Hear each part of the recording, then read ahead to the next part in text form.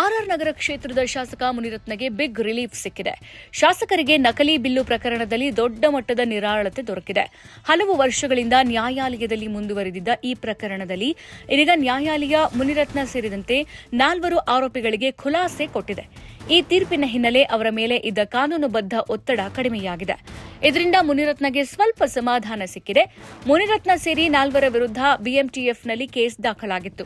Prakash Kumar, YM Muniraju, Harish ಹಾಗೂ ಮುನಿರತ್ನ ವಿರುದ್ಧದ case ಇದಾಗಿದ್ದು, ಇದೀಗ ಪ್ರಕರಣವನ್ನ ಕೋರ್ಟ್ ಖುಲಾಸೆಗೊಳಿಸಿದೆ. ಈ ಪ್ರಕರಣದ ಹಿನ್ನೆಲೆಯನ್ನ ನೋಡಿದರೆ 2008-9 ಸಾಲಿನಲ್ಲಿ ನಡೆದಿದ್ದ ಕೆಲ ಕಾಮಗಾರಿಗಳ ಬಿಲ್ಲುಗಳನ್ನು ಕುರಿತು ನಕಲಿ ದಾಖಲೆ ಮಾಡಲಾಗಿದೆ ಎಂಬ ಆರೋಪ ಹೊರಬಿದ್ದಿತು. ಈ ಕಾಮಗಾರಿಗಳಿಗೆ ಸಂಬಂಧಿಸಿದಂತೆ ಸಲ್ಲಿಸಿದ ಬಿಲ್ಲುಗಳು ನಿಜವಲ್ಲ, ಕೃತಕವಾಗಿ ಸಿದ್ಧಪಡಿಸಲಾಗಿದೆ ಎಂಬ ಶಂಕೆ ಆಧಾರದ ಮೇಲೆ ತನಿಖೆ ಆರಂಭಗೊಂಡಿತು. ಈ ಆರೋಪದ ಹಿನ್ನೆಲೆಯಲ್ಲಿ ಬಿಎಂಟಿಎಫ್ನಲ್ಲಿ ಕೇಸ್ ದಾಖಲಾಗಿತ್ತು. 2011ರಲ್ಲಿ ಬಿಎಂಟಿಎಫ್ ಅಧಿಕಾರಿಗಳು ಅಧಿಕೃತವಾಗಿ ಪ್ರಕರಣ ದಾಖಲಿಸಿದ್ರು. ಮುನಿರತ್ನ ಜೊತೆಗೆ ಪ್ರಕಾಶ್ ಕುಮಾರ್, ವೈಎಂ ಮುನಿರಾಜು, ಹರೀಶ್ ಎಂಬ 3 ಸೇರಿದಂತೆ ಒಟ್ಟು 4 ಪ್ರಕರಣದಲ್ಲಿ ಆರೋಪಿಗಳಾಗಿ ಹೆಸರು ಸೇರಿದ್ರು. ಇವರ ವಿರುದ್ಧ ಒಟ್ಟು 3 ಪ್ರತ್ಯೇಕ ಪ್ರಕರಣಗಳನ್ನು ದಾಖಲಿಸಲಾಗಿತ್ತು. ಎಲ್ಲವೂ ನಕಲಿ ಬಿಲ್ಲು, ಕೃತಕ ದಾಖಲೆ ಮತ್ತು ಕಾಮಗಾರಿಗಳ ಹಣಕಾಸು ವ್ಯವಹಾರಗಳ ಕುರಿತು ಇದ್ದವು.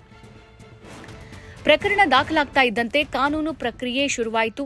ಸಾಕ್ಷಿಗಳ ಪರಿಶೀಲನೆ, ದಾಖಲೆಗಳು ಶುರುವಾಯಿತು.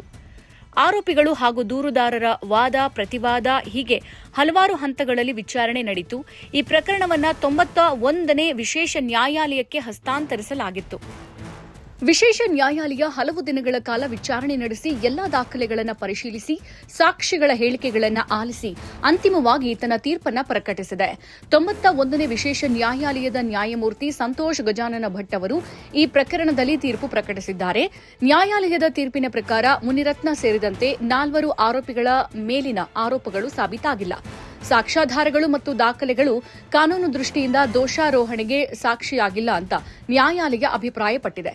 ಅದರ ಪರಿಣಾಮವಾಗಿ ಎಲ್ಲಾ ಆರೋಪಿಗಳಿಗೂ ಖುಲಾಸೆ ನೀಡಲಾಗಿದೆ. ಈ ತೀರ್ಪಿನಿಂದ ಮುನಿರತ್ನ ಅವರ ರಾಜಕೀಯ ಬದುಕಿನ ಮೇಲೆ ಇದ್ದಂತಹ ಪ್ರಮುಖ ಕಾನೂನು ಕಳಂಕ ದೂರವಾಗಿದೆ. ಹಲವು ವರ್ಷಗಳಿಂದ ಇವರ ಹೆಸರು ನಕಲಿ ಬಿಲ್ಲು ಪ್ರಕರಣದೊಂದಿಗೆ ಜೋಡಣೆಗೊಂಡಿದ್ರು. ಇದೀಗ ನ್ಯಾಯಾಲಯದ ತೀರ್ಪಿನ ನಂತರ ಅವರು ಕಾನೂನುಬದ್ಧವಾಗಿ ನಿರ್ದೋಷಿಗಳೆಂದು ಘೋಷಿಸಲಾಗಿದೆ. ಇದು ಅವರ ರಾಜಕೀಯ ಬದುಕು ಮುಂದುವರಿಸೋಕೆ ಮಾನಸಿಕ ಹಾಗೂ ಸಾರ್ವಜನಿಕ ಮಟ್ಟದಲ್ಲಿ ಬಿಗ್ ರಿಲೀಫ್ ಆಗಿದೆ.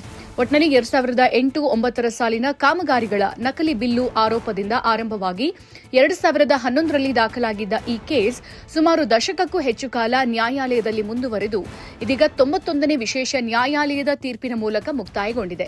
ನ್ಯಾಯಾಲಯದ ಈ ತೀರ್ಪಿನಿಂದ ಮುನಿರತ್ನ ಹಾಗೂ ಮತ್ತಿತರ 3 ಆರೋಪಿಗಳ ಮೇಲೆ ಇದ್ದ ಕಾನೂನು ಪ್ರಕರಣ ಅಂತ್ಯಗೊಂಡಿದೆ.